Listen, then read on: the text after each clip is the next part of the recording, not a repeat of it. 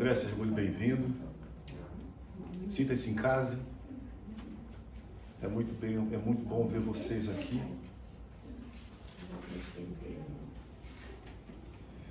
Queridos, convido vocês a abrirem lá em Romanos, capítulo 12.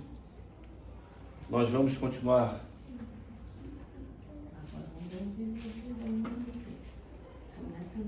a nossa série.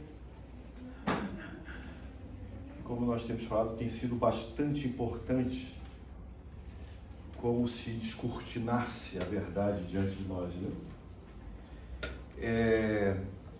O tema da nossa mensagem hoje é: quem disse que seria fácil?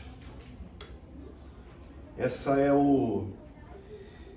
algo que muitos de nós têm como pensamento de que as coisas poderiam ser mais tranquilas, as coisas poderiam ser mais fáceis para que nós vivêssemos.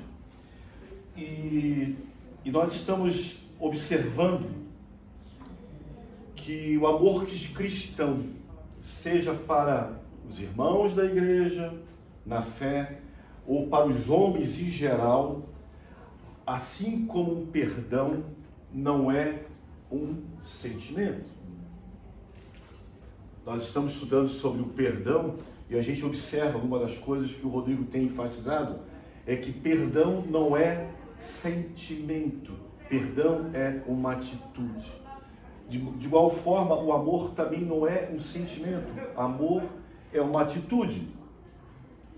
E nós temos como padrão de amor algo muito grande, que é o amor sacrificial de Deus, mas aonde não leva em mérito o que fazemos. O amor de Deus, ele é incondicional a qualquer ação que o homem possa fazer. Deus nos ama porque Ele quer, não porque eu chamei a atração dele, não porque eu o busquei. Na verdade, Ele me encontrou e Ele encontrou cada um de nós. E esse amor, em Romanos 5:8, que nós já vimos aqui também, vai dizer que mas Deus demonstra o seu amor por nós. Aliás, Deus demonstra o seu amor por nós como Cristo morreu em nosso favor quando ainda éramos pecadores. Essa é a maior demonstração. João 3,16, porque Deus amou o mundo de tal maneira que enviou o seu único Filho, para todo aquele que nele cresce, não morresse, mas vivesse eternamente. Então, depois nós vimos também no versículo 10, que nós devemos rejeitar incondicionalmente tudo que é mal. Não podemos ter nenhum sentimento, mais uma vez falando isso, sobre coisas erradas, sobre o mal que impera nesse mundo. Rodrigo muito bem falou, o mundo hoje, ele diz que as coisas estão, eu sou o centro de todas as coisas. O que importa é que eu esteja me sentindo bem, independente de que isso faça mal a você ou não. O importante sou eu. O que eu gosto, o que eu penso, o que eu falo, o que eu acho. E na verdade nós temos que nos apegar firmemente no que é bom. Acabamos de ler agora, que o Mateus leu, dizendo, Jesus falando, gente, nós não viemos aqui para ser servidos. Ele mesmo fala, o melhor lugar é estar sentado na mesa. Mas aquele que está servindo tem uma melhor condição. Nós viemos aqui hoje para servirmos. Então, quando ele fala, dedique-se uns aos outros em amor fraternal, o que é que nós vimos isso aí? É que devemos amar uns aos outros como fôssemos verdadeiramente parentes. Esse é o amor que nós devemos ter. Na tradução da NAA, diz que amem uns aos outros. Paulo está dizendo que esse amor deve ser Filadélfia, ou seja, igual ao amor que se aplica em relacionamentos entre membros familiares com laços sanguíneos. O meu amor para com vocês, ele deve ser fraternal, como se nós fôssemos realmente irmãos de sangue. E este amor é colocar os outros em primeiro lugar. Então, o que é que diz o capítulo 12, versículo 10? Vai dizer o seguinte: dediquem-se uns aos outros com amor fraternal. Filadélfia. Prefiram dar a honra aos outros mais do que a si próprios. Como eu acabei de falar, este amor é colocar os outros em primeiro lugar. Vivemos num mundo exclusivista, onde o que importa é o que eu quero, o que eu penso, o que eu acho, e tudo que for ao contrário do que eu penso não serve. Paulo escreveu aos Filipenses, no capítulo 2, escreveu o seguinte: nada façam por ambição egoísta ou por vaidade, mas humildemente considere os outros superior a você mesmo. Cada um cuide não somente dos seus interesses, mas também dos interesses dos outros. Seja a atitude de vocês a mesma de Cristo Jesus, que, embora sendo Deus, não considerou ser igual a Deus. Não considerou que ser igual a Deus era algo que o devia aplicar-se, mas esvaziou-se a si mesmo, vindo a ser servo, tornando-se semelhante aos homens. O Rodrigo, quando abriu o culto, ele falou exatamente desse grande amor, do propósito de Deus através de Cristo. Jesus, nós temos que entender que ele era Deus. Digamos que é Deus encarnado em um homem, igual a todos nós, não, sem nenhuma diferença. A única diferença, na verdade, é que ele nunca pecou. Mas mesmo assim, ele levou sobre ele todos os nossos pecados. Mesmo não pecando, ele se encheu de pecado, para que nós fôssemos reconciliados com Deus, ou seja, encontramos a paz com Deus. Porque é interessante que muitas vezes as pessoas confundem essa paz. Ah, não, a paz de Deus. A paz de Deus e a paz com Deus é algo totalmente diferente. Ter paz com Deus significa que fomos reconciliados com Ele e a sua ira não está mais sobre a nossa vida. É algo muito mais profundo e que realmente às vezes isso passa batido. Nós vivemos num tempo, num mundo, como a gente tem falado, como a gente está falando, que as pessoas são extremamente exclusivistas. As pessoas começam a até mesmo se sentir algo. Agora está uma nova onda aí, onde eu posso sentir o que eu sou. Eu posso até me sentir uma árvore. Parece bobagem, parece algo extremamente bobagem, mas isso tem sido algo que tem invadido o mundo. As pessoas agora começam a se identificar com coisas. E ai daquele que falar contra. Ou seja, essas bolhas parece que dominam o mundo. São pequenas bolhas de pequenas pessoas que parece que isso aí domina a grande verdade. E nós, como cristãos, nós como conhecedores da verdade, outro dia passando no centro, alguém me ofereceu um jornal escrito Verdade. Aí eu falei assim, muito obrigado, eu já conheço. Ele disse, o senhor conhece o jornal? Eu falei assim, não, eu conheço a palavra de Deus. Ele começou a rir. Não sei se você já viu esse jornalzinho, A Verdade do Centro lá. É um de um partido aí que eu não quero falar. Mas ele falou. E eu falei, eu conheço a verdade. A verdade exposta pela palavra de Deus. No versículo 11, nós vamos ler: nunca lhes falte o zelo, sejam fervorosos no Espírito, sirvam ao Senhor. O cristão precisa ser uma pessoa que serve a Deus com entusiasmo.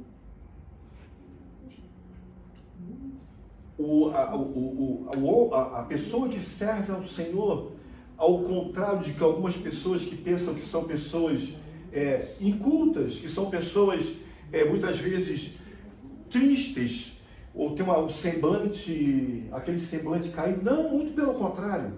O homem que serve ao Senhor, como diz aqui, com zelo, é aquele que serve o Senhor com entusiasmo, sem apatia, aquele que sabe e vibra por ser cristão, por ter sido alcançado pelo Senhor.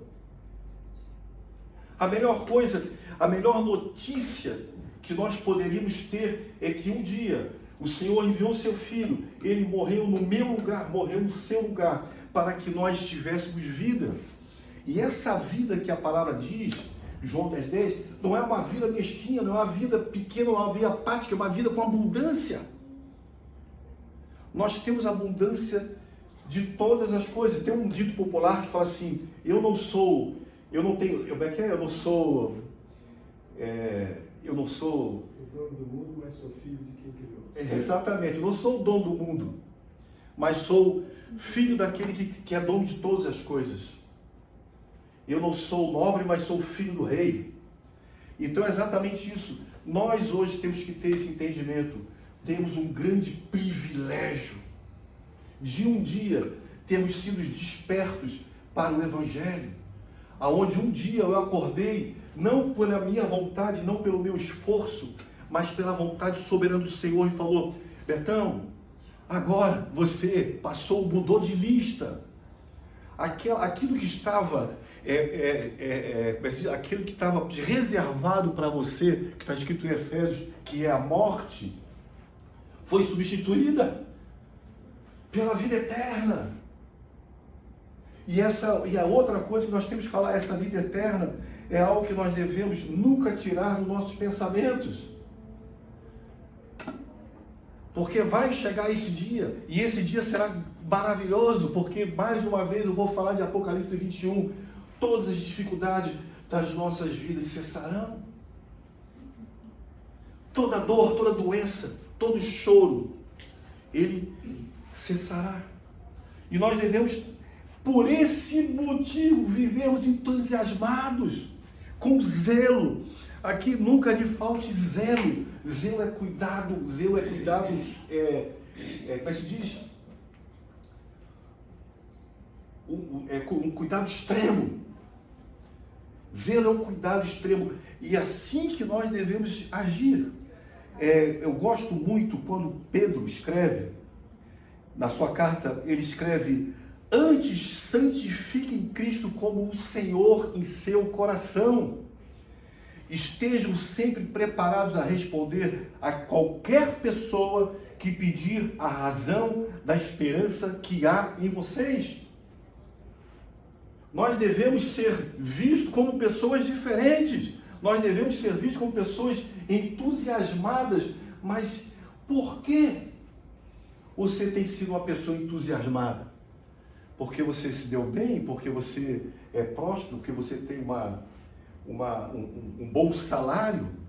Não. Porque você faz parte daqueles ao quem o Senhor escolheu, aqueles que o Senhor elegeu, aqueles a quem o Senhor predestinou. E esse é o motivo da minha esperança. Os homens colocam esperança em cavalos, os homens botam esperança em carros fortes, mas a nossa esperança está no Senhor. O salmista falou isso. A minha esperança é o Senhor, a nossa esperança é Cristo. Mas esperança de quê? Que tudo vai dar certo no final? Não! Tudo já deu certo. Para aqueles que amam o Senhor, para aqueles que foram eleitos pelo Senhor, já está pronto, já está tudo certo. O crente deve ser aquele que transmite o amor de Deus. A palavra de Deus, ela serve para que o homem se reconcilie com Ele. Muitas vezes, algumas pessoas usam a Bíblia para acusar. A Bíblia não é um livro de acusação, muito pelo contrário. A Bíblia é um livro de reconciliação, aonde Deus revelou a sua vontade para cada um de nós. Por isso é importante de você conhecê-la. Por isso é importante que você reconheça o que o Senhor separou para você. Por isso mesmo o nome é testamento. O testamento é aquilo que foi deixado para você, para alguém. Nós temos um testamento assinado pelo Senhor, assinado com a tinta do sangue de Cristo. Essa é a assinatura desse testamento. Na hora que foi carimbado, assina, Jesus assinou com o seu sangue. Depois, no versículo 12, está escrito: alegre-se na esperança, sejam pacientes na tribulação, perseverem na oração. Essa passagem revela que, mesmo passando por dificuldades, devemos dar exemplo aos nossos irmãos. Devemos nos alegrar porque temos uma esperança de uma glória futura. E essa esperança é aliançada na minha intimidade com Deus através da minha oração e da sua oração. A oração é a forma que Deus supre com a sua graça e nos leva a superar o desânimo. Gosto muito de 1 Pedro, onde ele fala que mesmo passando por esses pequenos problemas, tem bom ânimo, porque o que é guardado para você está guardado pelo próprio Deus. Se passamos por dificuldades, nós temos que ir com os joelhos ao chão, independente da maneira que você olhe. Mas nós queremos ter intimidade com o Senhor apenas com a nossa murmuração, e não é dessa maneira. Quando murmuramos diante do que passamos, é que nós falamos: Senhor, não confiamos em você, não confiamos no teu favor. Eu sei que não é fácil. Quem disse que seria? Quem disse que seria? Como eu tenho que alegrar diante de uma dificuldade, diante de uma perda, diante de um óbito, diante de uma falência, diante de tantas coisas que podem acontecer conosco. Isso é uma promessa, inclusive.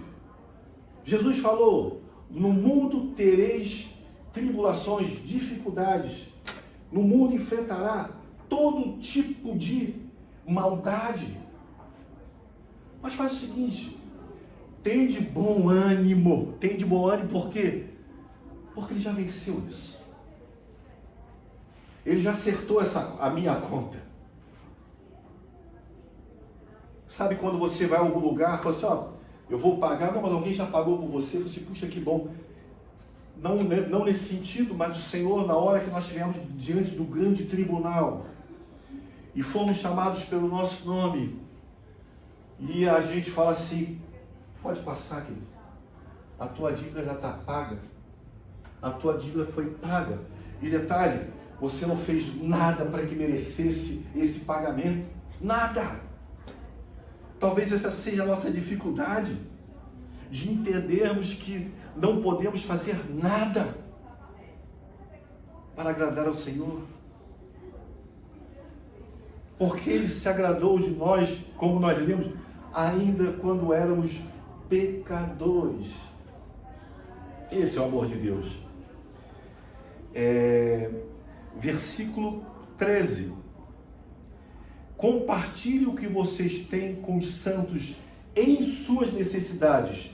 Pratiquem a hospitalidade. O cristão deve se preocupar com o bem-estar do seu irmão, suprir as suas necessidades. Amor verdadeiro não é aquele que, vendo o irmão em dificuldades, apenas o conforta com palavras, mas age com ações. Em 1 João 3,17 diz o seguinte: se alguém tiver recursos materiais e vendo seu irmão em necessidade e não se compadecer dele, como pode permanecer nele o amor de Deus? Filhinhos, não amemos de palavra nem de boca, mas de ação e verdade.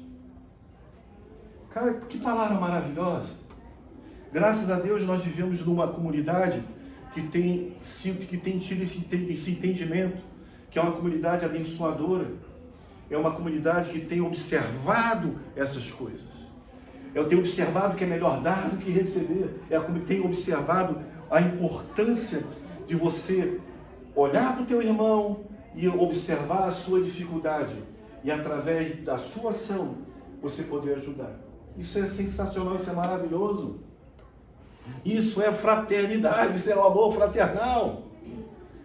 É olhar para o seu irmão como se fosse teu irmão de sangue.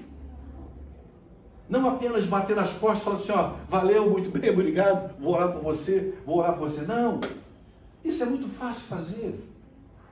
E eu tenho que me policiar diante dessa atitude, porque é muito mais fácil eu falar que Deus te abençoe. Nós vamos ver que Paulo, quando escreve a Gálatas, ele bota assim, ó, e não nos cansemos de fazer o bem, pois no tempo próprio colheremos e não desanimaremos. Portanto, enquanto tivermos oportunidade, façamos o bem a todos. A todos. Especialmente a família da fé. Aqui, por que eu falo isso? Porque aqui tem algo interessante. Às vezes nós podemos pensar que a minha ação tem que ser somente com as pessoas da igreja. Quando nós vimos ali, quando eu falei no versículo 10, que vai falar que dediquem-se uns aos outros com amor fraternal. Prefira dar honra aos outros mais do que a você. Vimos que esse amor, ele deve ser para com os irmãos da igreja, mas também deve ser amor pelas pessoas do mundo. Nós devemos ser aqueles que levam o amor de Cristo. E esse amor de Cristo, ele tem que ser levado não com palavras, não apenas com um discurso, não apenas com uma pregação, mas com ação. Nós devemos revelar o amor de Cristo através das nossas ações no mundo. No mundo. Portanto, nós temos que estar sempre ligados, nós temos que estar sempre preparados para que no momento certo você consiga observar e ver o mover de Deus diante da sua vida. Deus tem dado oportunidades dia após dia, e esse é exatamente o momento que nós temos que abrir a nossa boca. Exatamente o momento que nós temos que falar.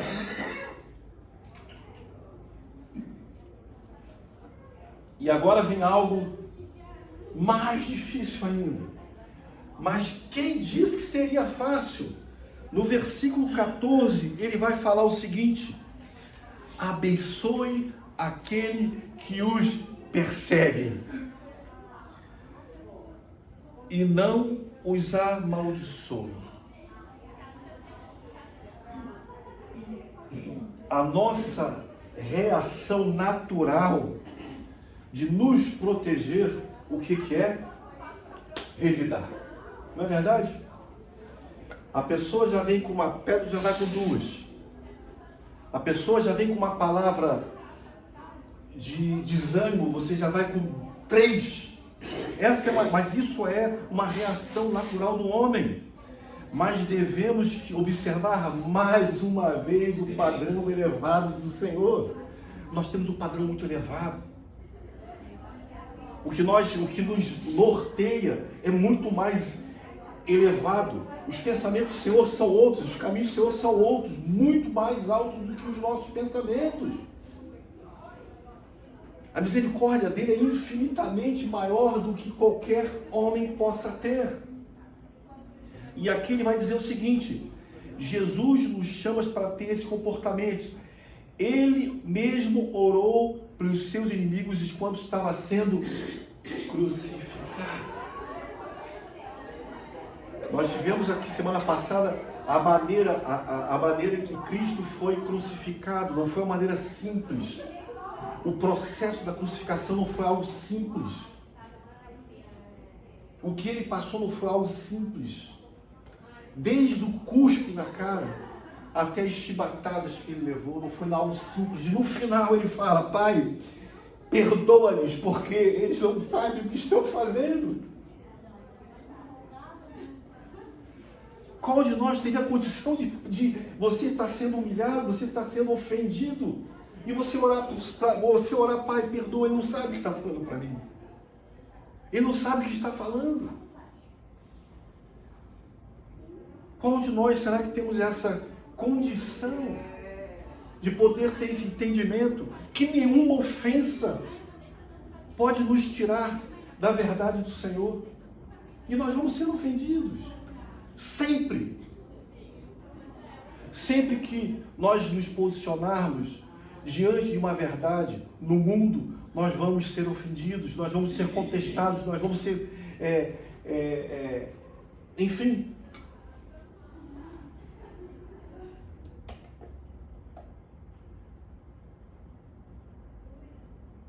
Ele mesmo orou pelos seus inimigos e declarou: Pai, perdoa-lhes, porque eles não sabem o que estão fazendo. Aplicação.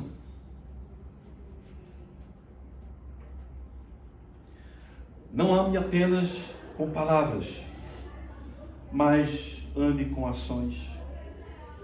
Que possamos fazer diferença neste mundo caído. Que possamos, como nós falamos e citamos aqui, que nós possamos ter aquela esperança que o mundo busca, que as pessoas buscam, aquele vazio interno, onde as pessoas buscam que nós possamos ser e fazer diferença nessas pessoas. Vivemos num tempo onde a depressão, onde não estou me sentindo bem, onde as pessoas estão buscando em medicamentos, em bebida, em droga, a satisfação. E essa satisfação, na verdade, não é nada mais do que uma esperança. As pessoas perdem a esperança e buscam em várias coisas, mas não buscam no único que pode lhe dar essa esperança eterna, que pode trazer essa satisfação eterna. Eu sempre falo: Betão, você é um homem feliz? Eu falo, nem sempre eu estou feliz, mas eu sou um homem feliz. Porque Deus me deu a oportunidade, através da sua vontade, através da sua escolha. Um dia levantou um homem pecador como eu, como você. Pessoas cheias de erros. E essa esperança em Cristo, não. Um dia, você saberá, um dia você estará num momento, em um corpo glorificado, um tempo único na presença do Senhor. E talvez você possa pensar: valeu a pena ter dado o outro lado do meu rosto? Valeu a pena ter perdoado aquele que me ofendeu? Valeu a pena ter andado com aquele que não andar a outra milha? Valeu a pena ter perdoado? Valeu a pena em um monte de coisas? Talvez eu possa ter esse entendimento: valeu a pena eu ter feito isso, graças a Deus. Amém, amados? Amém. Vamos estar orando, depois nós vamos ter nosso momento de ceia. Que nós possamos então aprender a fazer diferença nesse mundo caído. Todos nós temos problemas, todos, mas sabemos que esse problema não é eterno e não será eterno na sua vida. Amém.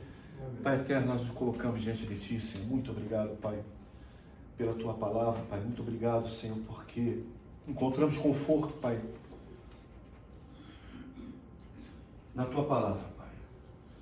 Conforta-nos, Senhor, essa manhã, Senhor. Traz a esperança, Senhor, àquele que está desanimado, Senhor. Renova-nos, Senhor, essa manhã para que possamos, Pai, continuar caminhando, Pai, nesse mundo tenebroso, Senhor. E que cada um de nós possa fazer diferença, Senhor. E cada um de nós podemos refletir, Senhor, a Tua glória, Pai, através de nossas ações, através, Senhor, do nosso testemunho nesse mundo, Pai. Que possamos, Pai, em nome de Jesus, Senhor, sermos aqueles que levam o Teu Evangelho, aqueles proclamadores do Teu Evangelho, que possamos ser aqueles que proclamam o Teu Evangelho, Pai, para que o homem se reconcilie com Deus, Pai. Obrigado por esse tempo, Pai, em nome do Seu Filho Jesus Cristo, aquele que deu a sua vida para cada um de nós, mesmo sendo pecadores. Amém, amém e amém. Amém.